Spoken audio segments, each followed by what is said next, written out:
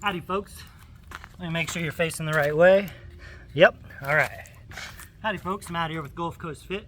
Definitely Gulf Coasting it here in the swamplands of West Central Florida.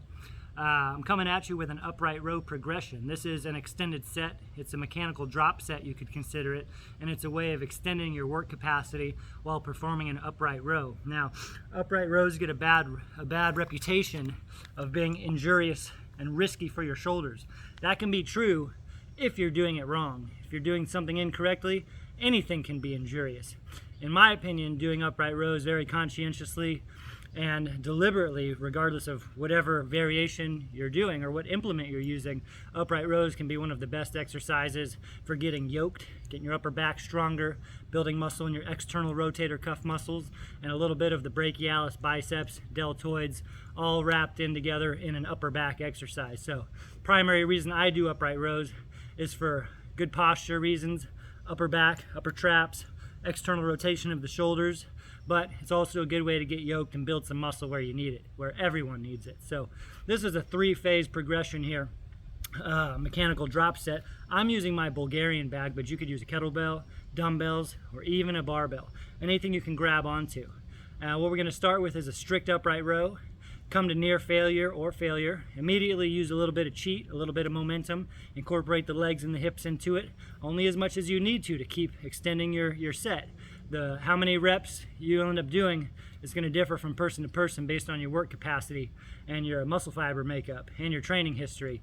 And then the third phase will be an all-out sumo deadlift high pull, where I'll squat more, I'll take a wider stance, I'll squat more, tap the ground with my bag, come up out of the sumo deadlift into a high pull. So you'll see the difference here in these 3 phases, and we'll see how many reps I get of each. This is something you could do. You could sprinkle this in at the end of a workout to tax your shoulders out, but if you're unfamiliar and inexperienced with upright rows, I would put it towards the beginning of your workout while your shoulders are more fresh. So let me give you a round of it. And once again, if you see any gators creeping up behind me, give me a heads up so I know.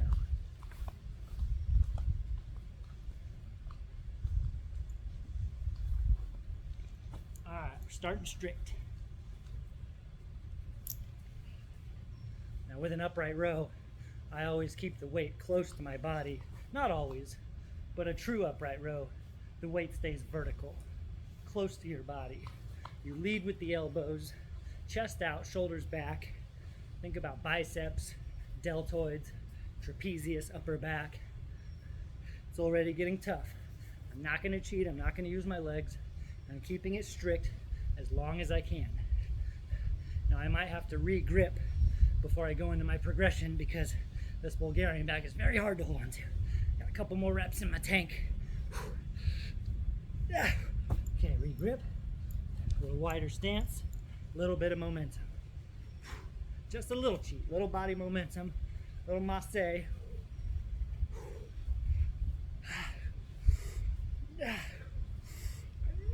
One more.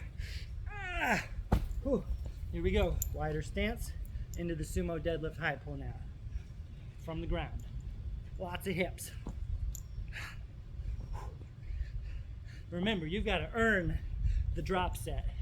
So if you don't take it to what you can and leave your tank empty on the first progression or the second progression, then you got no business moving along if you didn't take the first or the previous phase where you could. Either technical failure or absolute failure. Otherwise, you'll be doing these sumo deadlift high pulls all day long, which you don't want to do. Got a few more.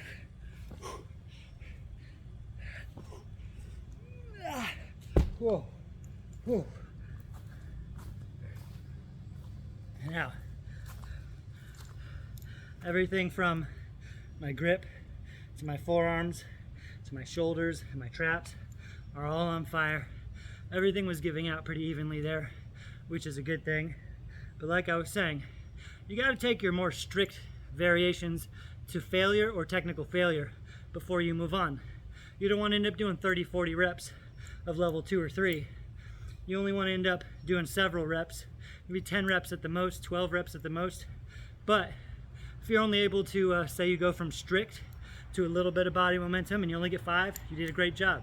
Then you move to the sumo, add the hips in, maybe you get 5 to 8 more, great. If you only get 3 more, awesome. That means you really took it to where you could and you didn't rest too long. But remember, if you're doing 15, 20, 30 reps, then you didn't go hard enough on phase 1 or 2. So I'm gonna run through that 2 more times. I would do this 2 to 4 times. Kind of use the first time as to feel it out, and then have at it, have fun, stay strong, stay sweaty, stay stinky, stay mosquito bitten.